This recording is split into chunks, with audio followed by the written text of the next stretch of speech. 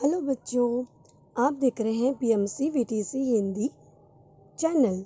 बच्चों, वीडियो देखने के बाद आपको क्या करना होगा यह मैं आपको बताती हूँ। बच्चों, आपको वीडियो देखने के बाद डिस्क्रिप्शन बॉक्स में इस वीडियो के घटक से संबंधित कुछ आसान प्रश्न दिए गए हैं, उन्हें आपको अपनी कॉपी में हल करना होगा। और साथ ही साथ में वीडियो के डिस्क्रिप्शन बॉक्स में वीडियो से संबंधित एक छोटा सा गूगल फॉर्म दिया गया है, जिसकी लिंक आपको दिया है। आप अपने मतों के द्वारा हमें बताइए कि आपको वीडियो कैसा लगा। और साथ ही में बच्चों, आपको बीएमसी वीटीसी हिंदी चैनल को लाइक एंड सब्सक्राइब करना बिल्कुल ना भूलें, जिससे कि आपको हमारे सभी नए वीडियो की जानकारी प्राप्त हो जाएगी।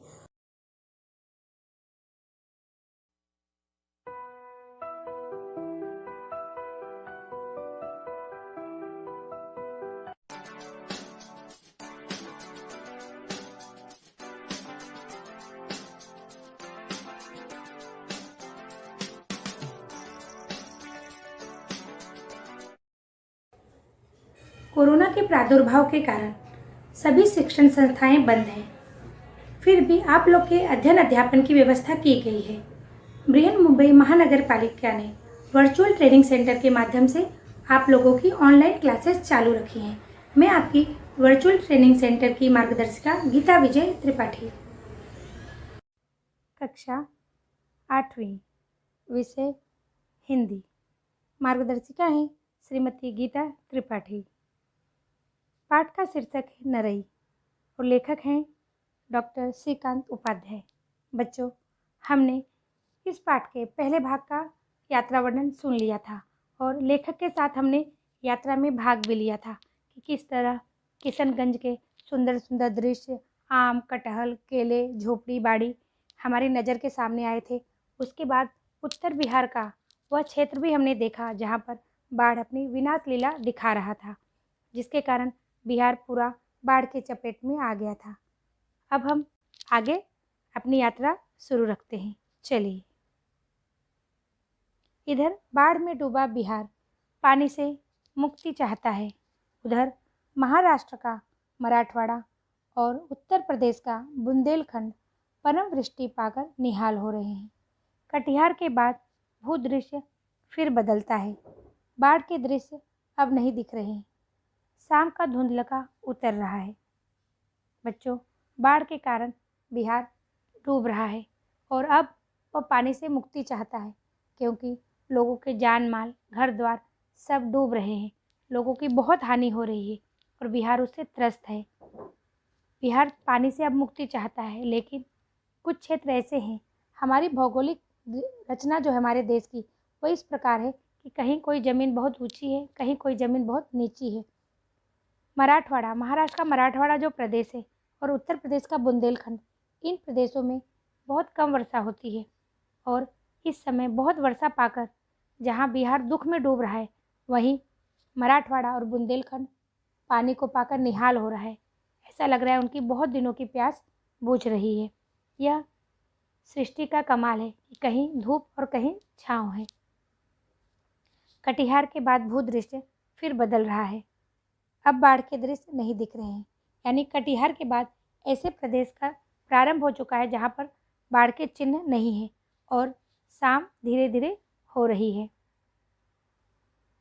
बिहार रात की बाहों में और मैं निद्रा के अनंत में।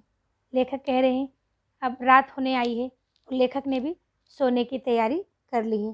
पूरा बिहार भी सोने की तैयारी में प्रसन्न हो चुका है और लेखक को भी निद्रा आने लगी है और वो भी सोने जा रहे हैं।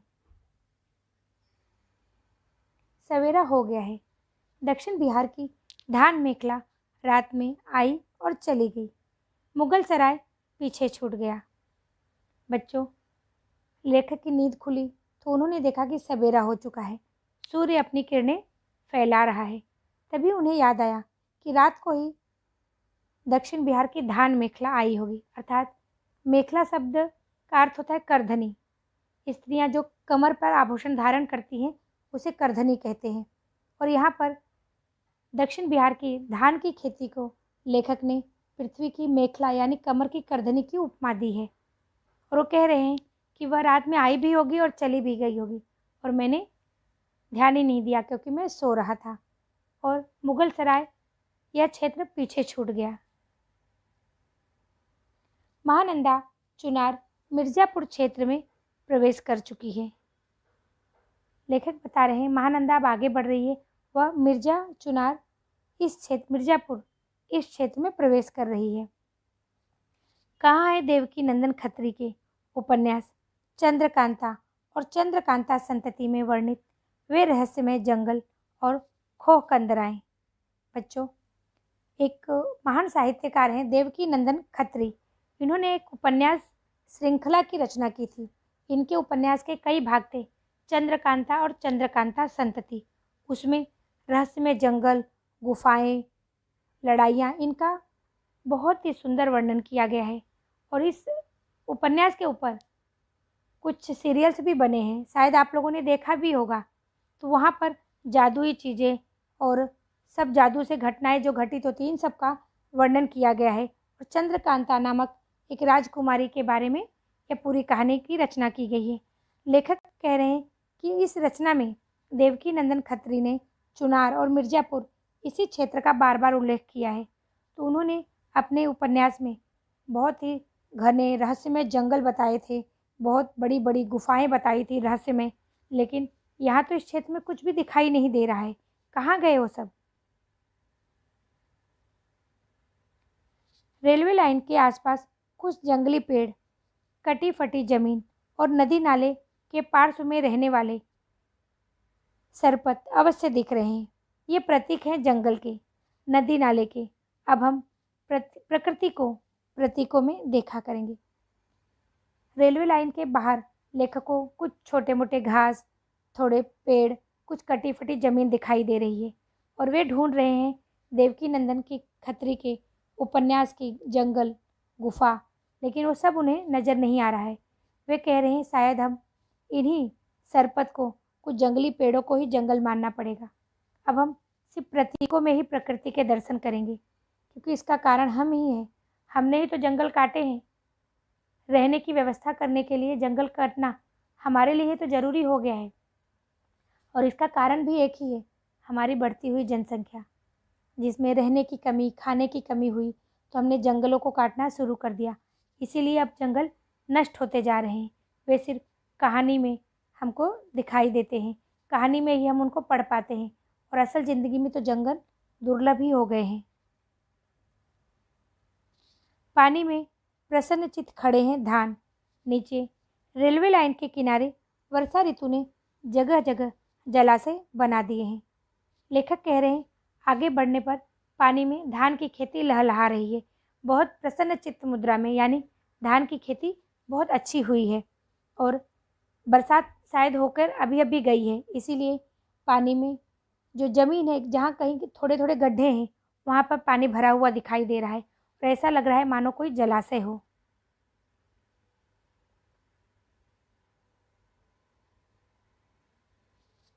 कुएं से समन्वित हैं ये जलाशय।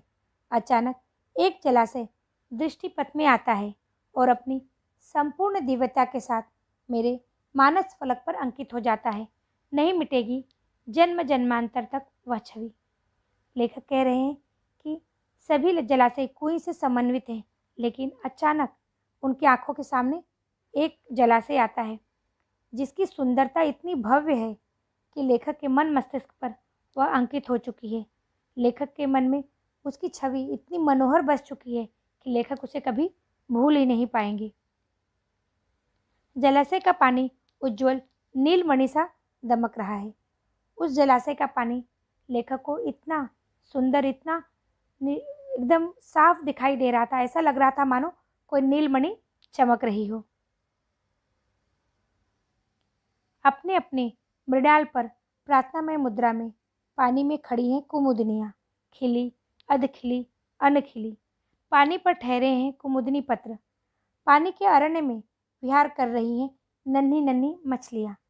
यहाँ पर लेखक बता रहे हैं कि अपने अपने तनों पर, मृणाल यानी तनों पर, कुमुदनियाँ प्रार्थना में मुद्रा में, यानी सूर्य को नमस्कार करने की मुद्रा में, क्योंकि अभी अभी तो सूर्योदय हुआ है, सूर्य को नमस्कार करने की मुद्रा में कुमुदनियाँ अर्थात कमल खिले हैं। वे अपने अपने तनों पर खुश होकर खिले हैं। उनमें से कुछ खिले हैं, कुछ अध खिले हैं और कुछ अन खिले हैं। और पानी पर कुमुदनी पत्र यानी कमल के पत्ते तैर रहे हैं। बच्चों, कमल के फूल और कमल के पत्तों को प्रकृति ने इस तरह बनाया है कि वह पानी में रहकर भी सड़ते नहीं हैं। देखिए, अगर हम पानी में कुछ दूसरा पौधा डाल दें, पेड़ डाल दें, किसी पेड़ का पौधा पत्ता डाल दें, तो थोड़े दिनों के बाद वह सड़ जाएगा, गल जाएगा, पानी में मिल जाएगा। लेकिन कमल तो पानी में ही पैदा होता है। उसके पत्तों पर एक मोम जैसी एक रचना होती है, जिसके कारण वह पानी पर तैरता है और गलता नहीं। लेखक यहाँ बता रहे हैं, पानी के जंगल में जैसे हम पेड़ों, खूब ढेर सारे पेड़ जहाँ होते हैं, घने पेड़, वहाँ हम पेड़ों का जंगल कहते हैं। और यहाँ लेखक को पानी ही पानी दिखाई दे रहा है, तो इसलिए उन्होंने इस जलाशय को पानी का अरण्य ऐसी उपमा दी है। पानी के अरण्य में विहार कर रही हैं नन्ही नन्ही मछलियाँ। लेखक को इस जलाशय का पानी इतना स्वच्छ निर्मल प्रतीत हो रहा है कि उसमें तैर रही मछलियाँ भी साफ साफ दिखाई दे रही हैं। जलाशय के किनारे छिछले पानी में खड़ी है एक घास नरई। उसी जलाशय के छिछले पानी में किनारे एक घास खड़ी है जो बहुत कम दिखाई देती है, जिसका नाम लेखक के मन में अभी भी है, नरई। इसमें न कोई गांठ है, न कोई पत्ता, भीतर से पूरी तरह खाली, खोखली, एक नरम शलाका, सूर्योन्मुखी। लेखक उस घास नरई की विशेषता बतला रहे हैं कि इसमें कोई गांठ नहीं है, कोई पत्ता नहीं है, ये पूरी तरह खाली खोखली है, नरम शलाका, सूर्य को तकती हुई। बच्चों, इंसान को भी ऐसा ही होना चाहिए। जैसे वह बाहर से जैसा दिख रहा है, वैसा ही अंदर से हो। जैसे यह नरई घास जैसे बाहर से एक नरम शलाका जैसी दिख रही है, वैसी वह अंदर से भी है, पूरी खाली खोखली, कोई बनाव नहीं, कोई दुराव नहीं, कोई छिपाव नहीं, एकदम निर्मल मन की। कोई देखे न देखे, कोई चिन्हे न चिन्हे, कोई जाने न जाने, सृष्टिकर्ता तो देखता है, सृजनहार तो देखता है, प्रतिपालक तो जानता है। नरई अपने मन में विचार कर रही है कि मुझे सब भूलते जा रहे हैं। भूल जाएं, कोई बात नहीं, मैं भले किसी को याद रहूं न रहूं, लेकिन जिसने मेरी रचना की है, जिसने मुझे बनाया है, वह सृष्टिकर्ता तो मुझे समझ ही रहा है। उसने मेरी रचना की है तो जरूर कोई न कोई कारण रहा ही होगा। मेरा प्रतिपालक तो मुझे जानता ही है। बस ईश्वर अगर हमारे कामों को जान ले, हमारे भाव को पहचान ले, तो उससे बड़ी कोई बात नहीं। शायद गंगा पार काशी के मध्यकालीन संत ने नरई के किसी पूर्वज को देखा होगा और एक कालजयी साखी रच दी। बच्चों, यहाँ लेखक कह रहे हैं कि गंगा पार काशी, काशी एक बहुत ही प्रसिद्ध तीर्थ स्थल है। वहाँ पर मध्य युग के एक संत ने इस नरई घास को ही देखा था, जिसमें कोई गांठ नहीं, कोई बनाव छुपाव नहीं। इसके किसी पूर्वज को, यानी इसी घास के किसी एक वंशज को देखा होगा और उन्होंने एक कालजयी अर्थात काल को भी जीतने वाली, जो हर समय उपयुक्त रहे, ऐसी एक साखी रच दी है। बच्चों, जिस तरह दोहा होता है, सोरठा होता है, काव्य के छंद होते हैं, पंक्तियाँ होती हैं, उसी तरह साखी भी एक रचना का ही नाम है। सतगंठी कौपिन दे, साधु न माने संक, राम अमली माता रहे, गिने इंद्र को रंक। यहाँ पर उस संत ने कहा है, 7 गांठों वाली लंगोटी पहनकर साधु खड़ा है। वह अपने आप को इस जीव और जगत का महानायक मान रहा है। उसके मन में सिर्फ एक ही अमल है, एक ही उसकी इच्छा है, राम। बस राम नाम का अमल उसके मन में है। वह इंद्र के सिंहासन को भी रंक के समान, यानी गरीब के समान मान रहा है। उसके लिए इंद्र का सिंहासन भी तुच्छ है, कोई अर्थ नहीं रखता। बस उसके पास एक ही सार्थक शब्द है, राम। भस्म सनात देह पर 7 गांठों से गठा कौपिन धारण कर साधु जब भागीरथी के तट पर सूर्योदय सा खड़ा है, तो वह जीवन और जगत का महानायक हो जाता है। उसका तेज प्रताप पंचमहाभूत पृथ्वी, जल, अग्नि, वायु, आकाश रोमांचित होते हैं उसे देखकर। यहाँ लेखक कह रहे हैं, भस्म सनात देह, यानी भस्म से सने हुए देह, भस्म लगाए हुए देह पर उस संत ने 7 गांठों वाला लंगोट धारण किया है। साधु महात्मा लोग लंगोट पहनते हैं। तो यह शरीर के उत्तर भाग में पहने जाने वाली एक वस्त्र है। तो लेखक ने बताया है, संत ने वह धारण किया हुआ है और वह साधु भागीरथी अर्थात गंगा के तट पर इस तरह खड़ा है मानो सूर्योदय हो रहा हो। वह सूर्योदय सा उगते हुए सूर्य सा प्रताप उसके शरीर से फूट रहा है और ऐसा लग रहा है मानो वह इस जीवन और जगत का महानायक है।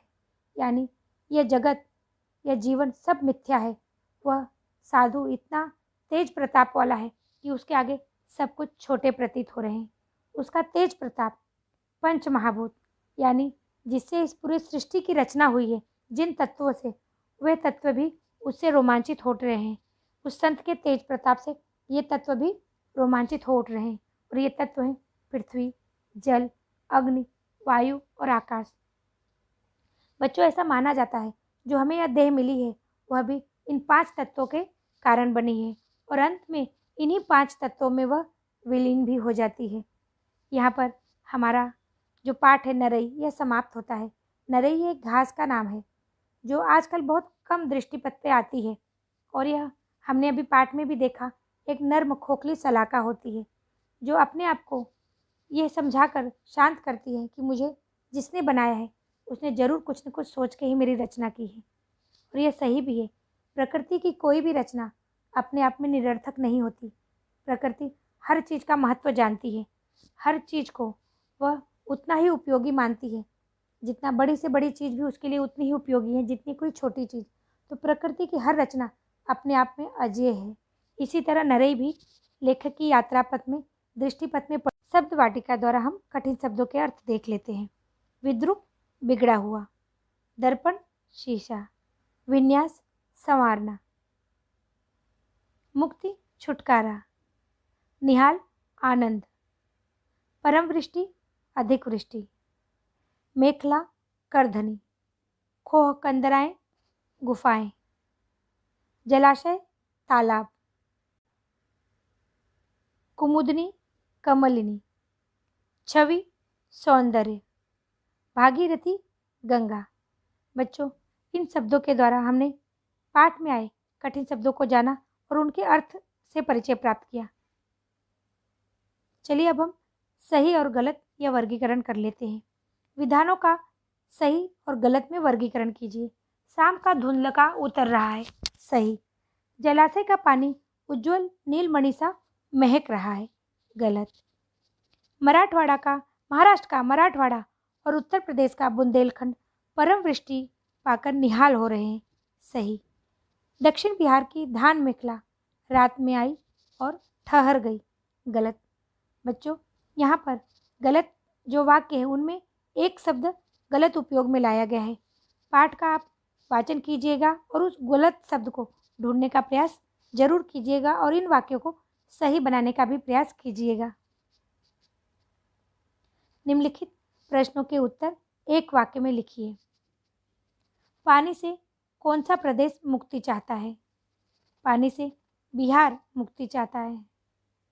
जलाशय के छिछले पानी में खड़ी घास का नाम लिखो। जलाशय के छिछले पानी में नरई नामक घास खड़ी है। अपने मृणाल पर प्रार्थना में मुद्रा में पानी में कौन खड़ी है? अपने मृणाल पर प्रार्थना में मुद्रा में पानी में कुमुदनियाँ खड़ी हैं। नाम लिखो। पाठ में प्रयुक्त गंगा का दूसरा नाम भागीरथी। पाठ में एक साहित्यकार का नाम देवकीनंदन खत्री। पाठ में एक प्रसिद्ध तीर्थ का नाम काशी।